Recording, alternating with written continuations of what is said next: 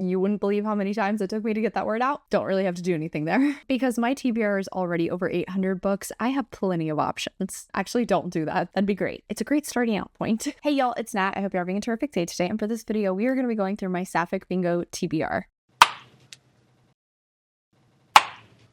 Alright, so before I get to anything bookish, make sure to hit like and subscribe down below and tell me in the comments, are you partaking in this challenge? And if you have any recommendations for me on any of these prompts, please give them. I know I am already partaking in numerous bingo boards that last for the entire year, but what can I say? When 𝗖vie said she is making a Sapphic bingo board challenge, I knew I was gonna have to participate. Not only because I adore 𝗖vie, but also because I personally am always trying to read queer books, but I definitely feel like I need to prioritize more Sapphic stuff. Ironically, while making this TBR, I realized I had more Sapphic books on my shelves than I thought I did, which is great. This will give me an excuse to try and prioritize these. I will have a link to 𝗖vie's video where she goes through the entire board and talks about all the prompts as well as the hard modes down in the description, or you can check it out in the cards up above. But I adore 𝗖vie. Please go give her a follow, and I hope you are going to be participating along with us. So technically, this did start on June 1st and is going until next year. So I actually have already read a few books, which completed some prompts on this. Completely unintentional, but worked out great for me. I will say for once, I am not trying to go for the hard mode on all of these. We're sticking with what I currently have, especially since I wasn't really having to search out any new books. Because my TBR is already over 800 books, I have plenty of options. So starting in the top left corner with a BIPOC main character, already completed this one with Next Time Will Be Our Turn by 𝗖cienih𝗁𝗁. That was actually the pick for the last quarter of the book club that I partake in along with 𝗖vie. So I'll have a link to our live show where we discussed it up above if you're intrigued. Didn't necessarily love this book, but at least I completed it. And then I also completed a 5-star prediction because I read Bury Our Bones in the Midnight Soil by 𝗖cie 𝗁𝗁𝗁, and I had heard this one is most similar to her prior work, Addie LaRue, which was a 5-star for me. So I definitely was hoping this one was going to be, and spoiler alert, it was.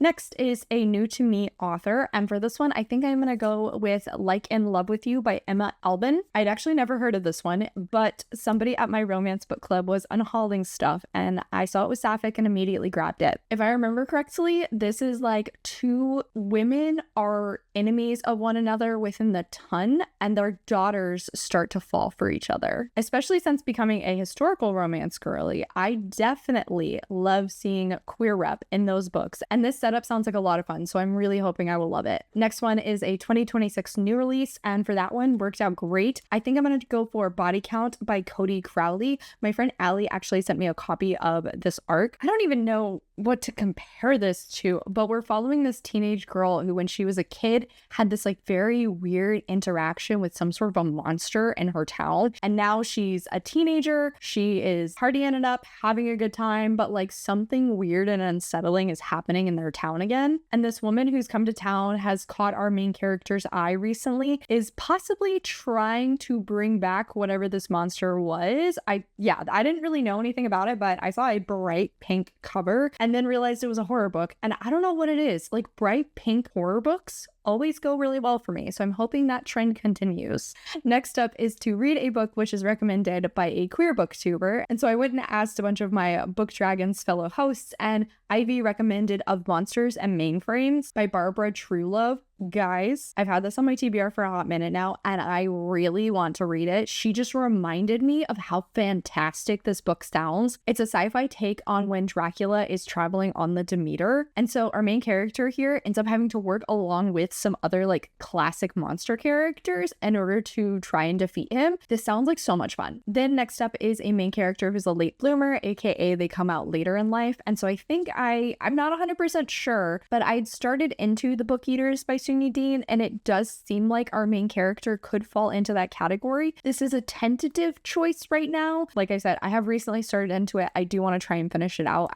I'm hoping I will be able to use this here, because I also think I can use this for my Reddit fantasy bingo board. And two birds. One's down. That'd be great. This one is following this woman who her family are book eaters. However, unfortunately, her son is a mind eater. And while her family literally survives on book, her kid survives on people's minds. And it's rough out here for them. So she is trying to figure out a way to make a better life for them while also being on the run from her family. Then we have To Borrow a Book. This worked out perfectly because I just recently grabbed a copy of The Faithless by C.L. Clarke from my library. This is the second in the Magic of the Lost series. I don't want to get too much into the plot because how the first book closes out is a wild time. But in the first, we follow Luca and Terrain. Luca is a princess who is trying to come to power for her country back from her uncle, but her life is saved by Terrain, this conscripted soldier, and then Terrain tries to manipulate a favor out of Luca with this. So instead, Luca sort of turns it on her and utilizes Terrain as a spy in this growing rebellion in the hopes of maybe quashing this problem and also helping her ascend to the throne. I really liked the first one. I am very excited to continue on with this series. Then we have a nonfiction book, and for this one, I think I'm going to go with Hijabi Butch Blues. This is a memoir written by an anonymous woman who is a queer Muslim, and I've heard nothing but positive things about it, so I have been wanting to check it out for a while now, and hopefully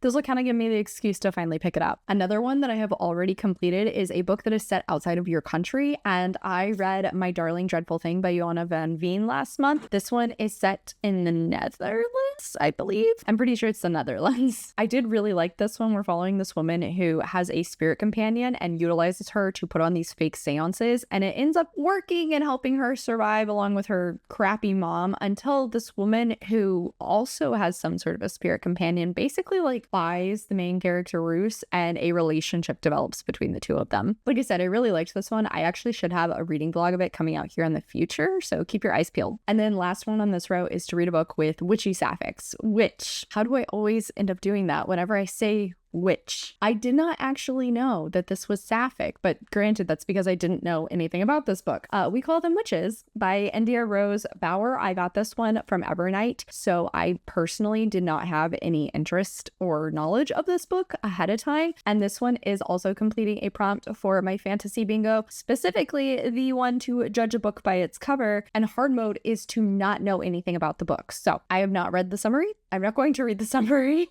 but like I said, I saw on Goodreads that it is sapphic. Next up, and the last one that I have already completed, is to read a book with a tattooed love interest. And I am I'm 98% certain that Cade and Triple Sec by TJ Alexander does have tattoos. Unfortunately, this is a polyamorous romance that did not really stick the landing for me personally, but it was a unique setup if nothing else, I will say. This next one, I don't actually have anything currently set out. I'm pretty sure I probably have something on my TBR that will complete this, but I'm not necessarily always the most aware of who published a book. So I don't currently have anything slotted in for a indie author, but if you do have any recommendations, please feel free to leave those down below. And then free space. Don't really have to do anything there. Next up is to have a trans sapphic main character. For this one, I am eyeing Make Room for Love by Darcy Liao. I saw this adorable cover and pretty much instantly added it to my TBR. It does sound very cute. So we are following Mira, who unfortunately is being accosted by her ex-boyfriend at a club, and this super hot butch comes in to kind of save the day, and she finds herself immediately attracted to this woman, which is a little strange because Mira doesn't think she's into women. So I'm guessing this is going to be a little bit more slow burn, but I have heard it's pretty steamy, so I'm really excited to get to it. Take a shot every time I say excited. Actually, don't do that. Next one is to read a book that has a pretty cover, and this is pretty subjective, but I gotta say, I think Hungerstone by Kat Dunn has a gorgeous cover. I love this classic art thing that horror books had going there for a minute. I feel like we've pulled away from that a little bit lately, but this is a Carmilla retelling, so absolutely perfect to use this for a Sapphic bingo board. I think this one I also have, I know it's on my fantasy bingo board. It used to be an option for something on my horror bingo board. I don't know if it still is. I might have already completed that prompt. One way or another, this book will be doing double duty, if not triple duty. On to the next row with a road trip. Now, I will say, I never realized how many sapphic romances have a road trip in them. So currently I'm looking at Fly With Me by Andy Burke. I think this is following a woman who,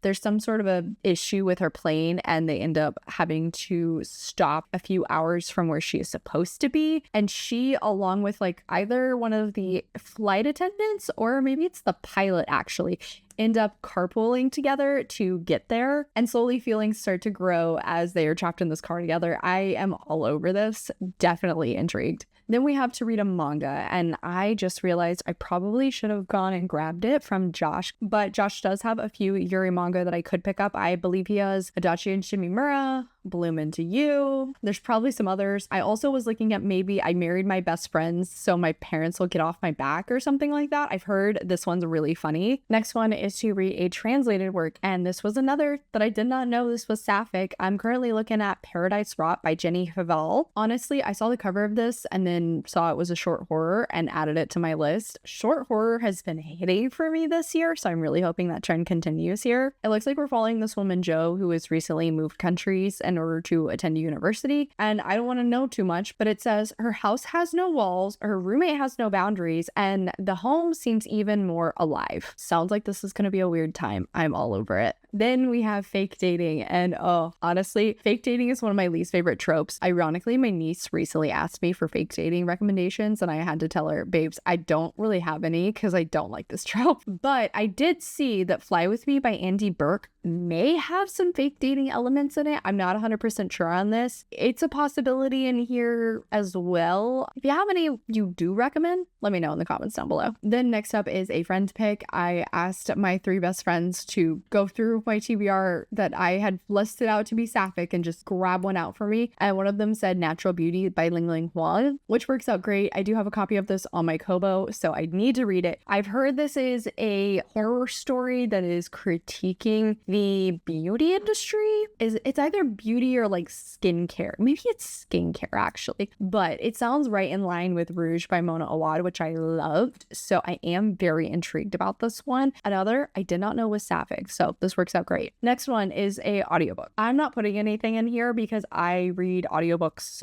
a lot. Chances are there will be something I will pick up and it'll be an audiobook and I can just slide it right on in. Then we have Friends to Lovers, another trope that's not necessarily my favorite, though I feel like I don't mind this one as much as fake dating. And so I'm currently looking at Ruin Song by Julia Ember, another one that was 1000% a cover ad. I didn't buy it, so it's not a cover buy, but like I added it to my TBR purely because of the cover. It's these 2 women who were childhood best friends, but now they're from like rival families or like clans or something like that, and they have to work together to try and defeat this powerful queen who's trying to like take over their lands. I don't think I've ever heard anybody talk about it, but it sounds really interesting. I'm intrigued to pick it up. Then next one is to read a book with a femme main character. This worked out great. I just recently started into How to Find a Princess by Alyssa Cole, which is the second in her Runaway Royals series, so this worked out perfectly. And the main character Makita on the cover here definitely looks femme, but how she's been described thus far, I do believe she tends to present more feminine, so this definitely feels like it'll work. Her grandmother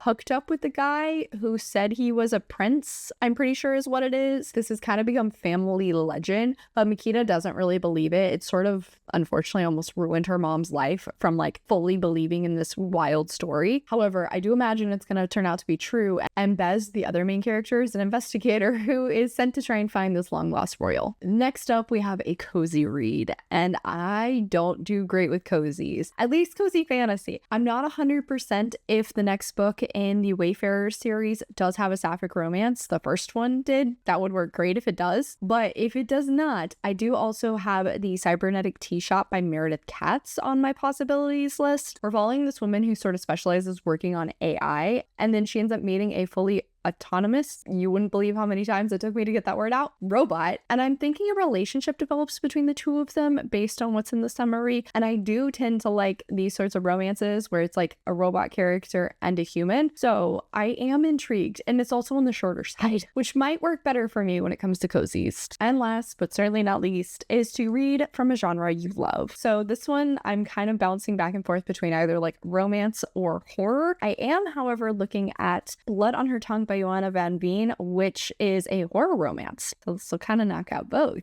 This one is set in the Netherlands, which makes me think My Darling Dreadful Thing was as well. And we're following Lucy, whose twin sister is unfortunately unwell, and she is determined to try and save her from like a lunatic asylum, I think. I'm not 100% sure how a romance develops into this, but I believe there is one. All right, so as per usual with any of my other bingo TBRs, this is subject to change, but it's a great starting out point. And on that note, that's officially it for today, y'all. Thank you so much for coming to my channel. I really appreciate it. Make sure to hit like and subscribe down below. If you made it all the way to the end of this video, let's leave an orange heart down in the comments. I've got links to all my socials as well as a few ways you can support me down in the description. I put out videos on Monday and Friday, but until then, I hope you continue to have a terrific day. Love you, bye!